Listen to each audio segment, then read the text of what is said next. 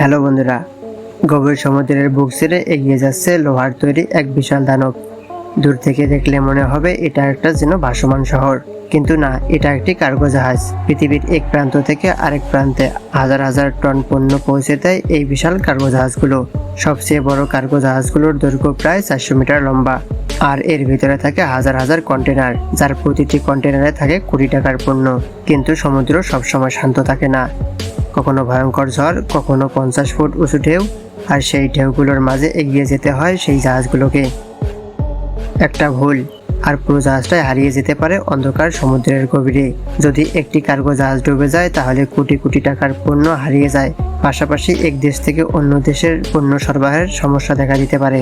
আর আশ্চর্য ব্যাপার হলো, বিশ্বের প্রায় 90% পণ্য আজও সমুদ্রের পথেই পরিবহন করা হয়।